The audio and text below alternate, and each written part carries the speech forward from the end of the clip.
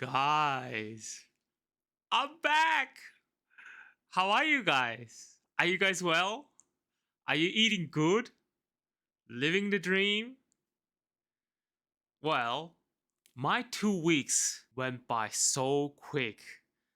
Like I was so busy with moving that I couldn't even go to the gym.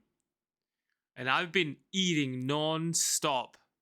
I was losing weight so quickly because I was moving around all the time. I am so keen to get back, well, so some sense of normality.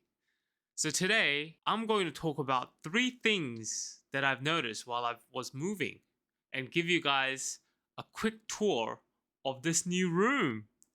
So let's get straight into it. The first point I wanted to make while I was moving is that I've accumulated so much stuff.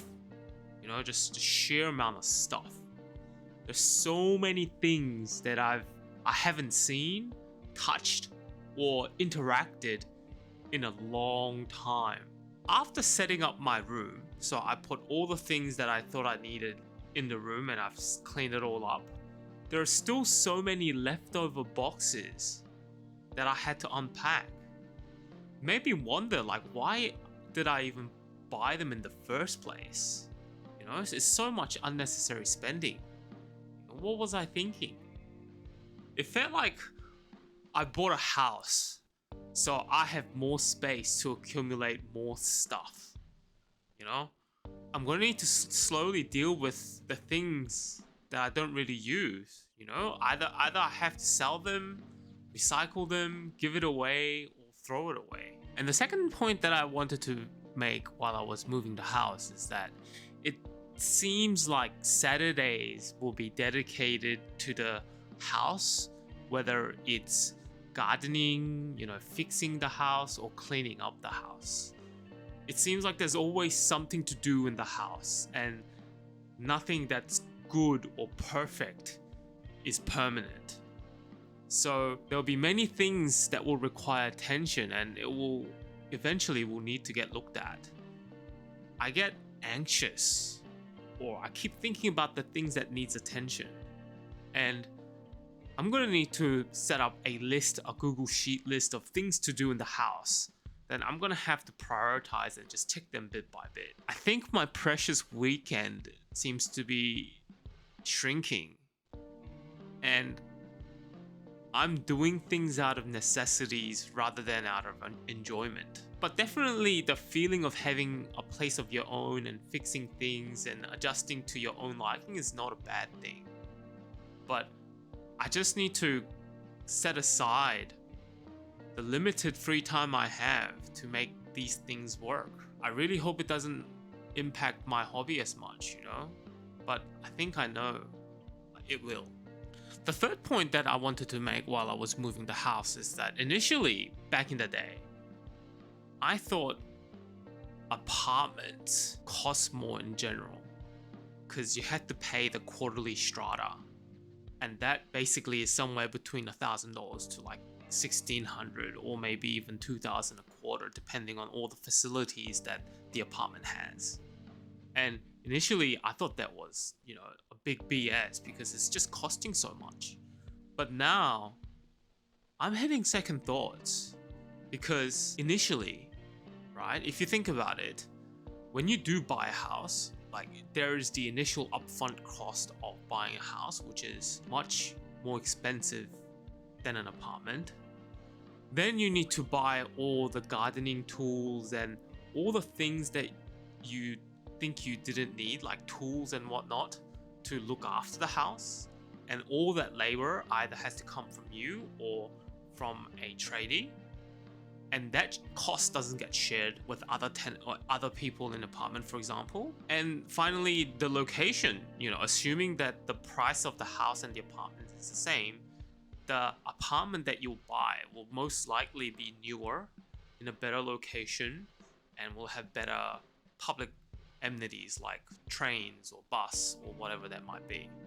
I'm in the suburbs, so everything seems to be a bit more sparsely spread out, and getting to the city is a bit of a challenge. So, I can definitely see why some people might prefer apartments than, buying a house, because buying a house is a big time sink. And to make it look good, or, make it look like home, it needs a lot of work.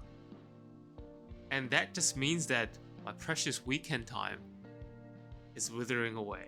So, when I think about all these key 3 things that I've just mentioned to you guys earlier, it just feels like my possessions are owning me rather than I own them. Let me know what you guys think. And now, enough about these points. Let's get straight into showing you guys my room. I'll give you guys a quick tour. Roll the clip. And here we are. Going up the stairs. Yes, my room is upstairs. How good. And straight away, this is my room. Apologies for being a bit blurry. But this is my room, guys. It's a small room, but it's alright, right?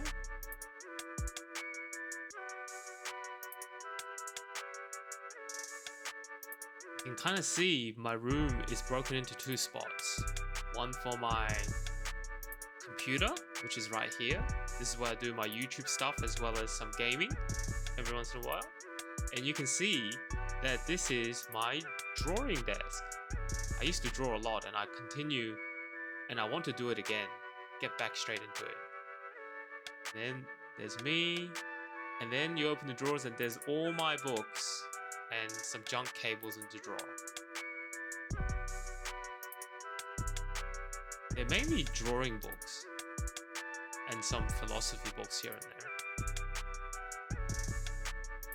And let's have a look at this drawing setup a bit more in detail.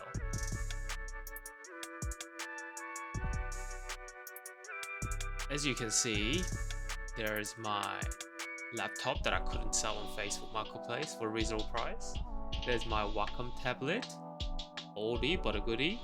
And this is where I used to put my books, my drawing books for reference. There it is. And now, let's have a look at a bit of a blast from the past. Here it is, back in the day when I was a language tryhard. To your left, you can see my HSK, that's your Chinese proficiency test. This one is when I was in Japan as a scholarship.